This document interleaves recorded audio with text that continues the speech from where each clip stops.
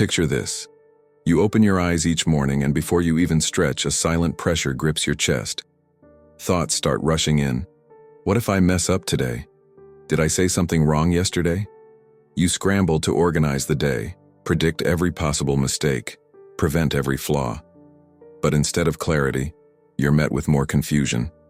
Your mind spins faster, yet your sense of control slips away. Anxiety doesn't knock anymore. It's already moved in. Your quiet, persistent shadow, always whispering that something's about to go wrong. Now imagine another version of your day. Every move you make is carefully calculated to avoid disapproval. You nod and agree when you really want to say no, smile on cue, edit your thoughts before you speak. You scroll through filtered lives on social media, only to look up and feel like yours doesn't measure up. You're not living. You're performing. For who? You're not even sure anymore. But it feels like you're trapped inside a script you didn't write. The silent trap we build ourselves. Why do we fall into this pattern? Why do we let our lives be dictated by fear? Fear of failing, of being judged, of not being enough. At night, you lie awake, tangled in mental knots. What if they misunderstood me? What if I made the wrong call? You replay conversations, overanalyze every word, paralyze your own instincts. You doubt yourself not because you did something wrong, but because you fear the perception of being wrong. The painful truth is this: most of our suffering comes from chasing expectations that were never truly ours. Ask yourself, how many of your goals are really yours, and how many are borrowed from others? How often do you silence your desires just to maintain an image? How many moments of your life have been stolen by imaginary fears that never came true? We think worry is a shield, that if we anticipate disaster, we can outsmart it. But that's the lie. French philosopher Michel de Montaigne put it beautifully. He who fears he shall suffer already suffers what he fears. In fearing pain, we live it before it ever arrives. In obsessing over failure, we fail to live at all. Centuries ago, Montaigne realized what we still struggle to accept. Worry doesn't protect us. It imprisons us. The danger of imagined catastrophes. Think of this timeless reflection from Montaigne. My life has been full of terrible misfortunes, most of which never happened. Isn't that what we all do? We create entire tragedies in our heads. We silence our voice because we're scared of embarrassment. We never take the leap because we're terrified of rejection. And while we battle ghosts inside our mind, life quietly passes us by. That's the real cost. Worry doesn't stop bad things from happening. It only stops you from living. The mask of approval. And what about the fear of judgment? That silent obsession with what others think. That too becomes a prison, but this time one that looks like social acceptance. We change ourselves to fit molds. We abandon our values for temporary praise. We put on masks just to blend in and lose touch with the face underneath. Montaigne wrote that people will always twist your image to fit their needs. No matter how perfect you try to be, someone will still misunderstand, misjudge, or mold you into a version that benefits them. Trying to be liked by all is like chasing fog. You only end up tired and lost. And the more you depend on validation, the less your happiness belongs to you. Every compliment becomes a leash, every like a silent contract. Stay this way, or lose it all. The illusion of control. So here we are, drained, anxious, disconnected from who we are, because we've been trying to control the uncontrollable. We attempt to engineer our lives like a perfect play. We try to script every twist, every reaction, every outcome. We grip the reins of life so tightly, afraid that if we loosen even a little, everything will collapse. But ask yourself honestly, has all this effort brought you peace? Or has it made you more anxious than ever? The more you force life to obey your plan, the more it pushes back. And with every push, you feel further from yourself. The fall that freed him, how facing death helped Montaigne choose life. Let's revisit the man behind the mirror, Michel de Montaigne, the thinker who turned his fears into philosophy. He lived during one of France's most chaotic chapters: civil unrest, war, political instability. On top of that, he battled his own personal losses and, more tormenting than anything else, a paralyzing fear of death. In his early years, that fear dominated him. It wasn't abstract, it was visceral. The thought of dying would grip him so tightly that it dulled his ability to enjoy anything at all. Then life, in its unpredictable wisdom, gave him a moment that changed everything.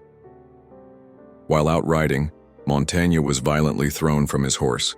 The impact was brutal. He lost consciousness. His body, according to his friends, trembled and seized as if it were saying goodbye. And yet, he didn't feel panic. He felt peace. In his own recollection, there was no terror, only a strange stillness, a lightness, as if the very thing he had feared the most, death itself, had arrived. And it was gentle, not a monster, but a whisper. When he awoke and recovered, that realization rewrote his inner narrative. Why did I spend so many years fearing a shadow that was softer than expected? His conclusion? Don't waste your energy fearing the inevitable. In releasing his grip on fear, Montaigne reclaimed his joy for life. Surrender isn't defeat, it's wisdom. That experience didn't just shake him physically, it reshaped his philosophy. What if, he wondered, the same principle could apply to all forms of anxiety? He began practicing what could be called calm surrender, not giving up on life but accepting that life doesn't owe us control. And strangely, in surrendering the need to control everything, things began to align more naturally. He even guided others through this process. When a friend was consumed by grief, Montaigne didn't offer clichés or fixes. He simply, patiently, redirected her thoughts until nature began the healing. It wasn't magic. It was presence without panic. It was space for acceptance to grow. There's an old Stoic truth that Montaigne lived by. Letting go doesn't mean you've given up. It means you've stopped fighting what was never in your hands to begin with. Sometimes the bravest thing you can do isn't hold tighter. It's to loosen your grip and let life breathe. Perfection is a prison in disguise. Montaigne noticed something else. The more obsessed we become with control and perfection, the more we sabotage both.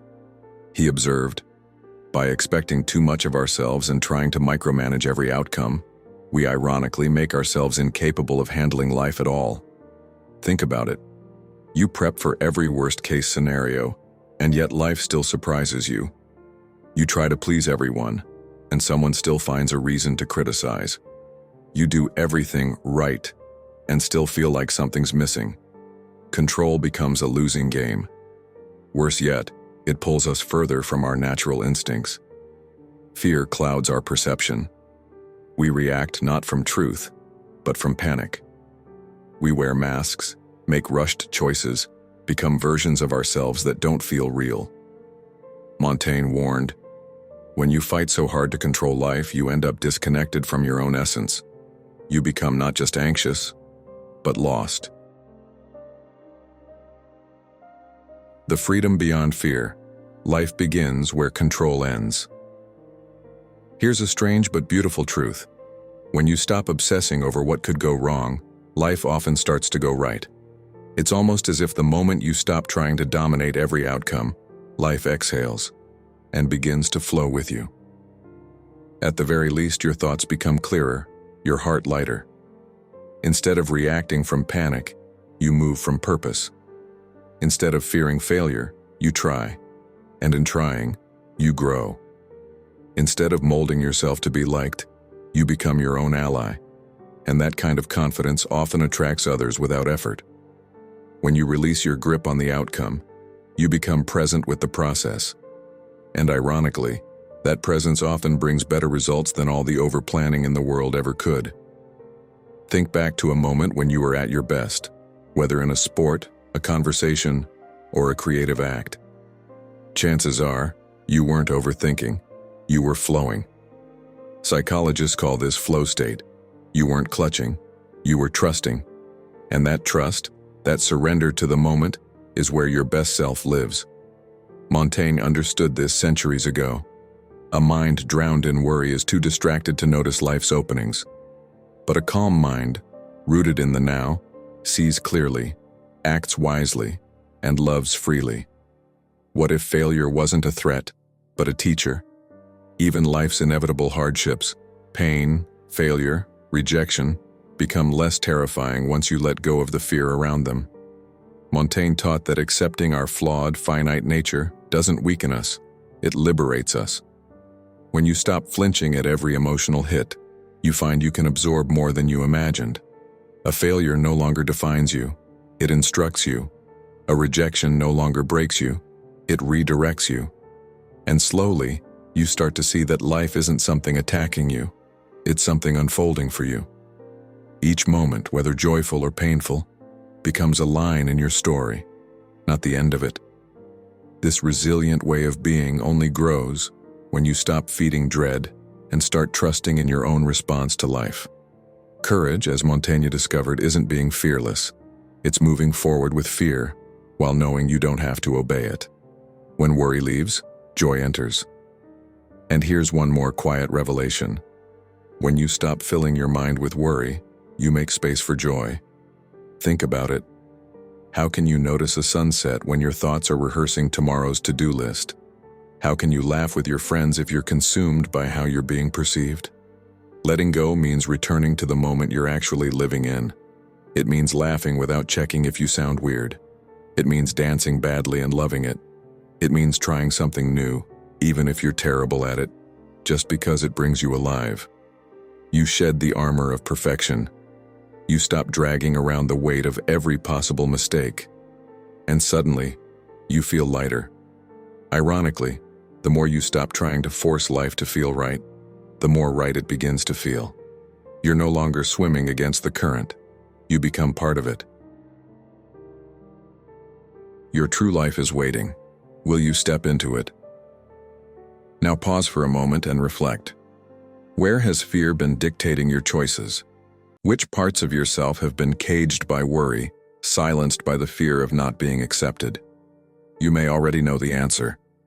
That dream you keep postponing. That truth you keep swallowing. That version of you that keeps getting buried under who you think you should be. So here's the question. What would shift if you stopped holding back? This isn't just theory. It's a real-world invitation, a turning point. Even small moments count. Next time the old worry starts whispering, pause. Say to yourself, I see you, but you don't own me. And let it go. Next time you crave validation, check in. Am I betraying myself just to fit in? And if the answer is yes, pause again. Try something different. Try truth. Every act of release is a small revolution. Every time you choose presence over panic, you rewire your life. It won't happen overnight. It's a path you'll walk again and again. Even Montaigne had to remind himself often. But each step brings peace. The kind of peace that doesn't depend on applause or outcomes or approval. Just the deep, quiet knowing. I'm okay, as I am, right now. Now close your eyes and imagine you're standing at the edge of a wide, open field. The breeze brushes your face. Behind you, the cage you once lived in, crafted from fear and perfectionism, stands with its door wide open. You've already stepped outside. You feel the grass beneath your feet, the endless horizon stretching out before you. Nothing has changed, except you. You now carry Montaigne's wisdom, not as an idea, but as an experience. You've remembered that your worth was never tied to control, that your joy was never found in impressing others, and that your freedom, it was always waiting just beyond the edge of fear. So take that step, let go, and move forward. Because every step you take in truth and freedom, no matter how small, is a step into the life you were born to live. The secret was never hidden. It's been in your hands all along, the simple, radical act of letting go. Now ask yourself, quietly but honestly, are you ready to stop being who the world expects and become who you truly are? The road is open. and your new story begins now.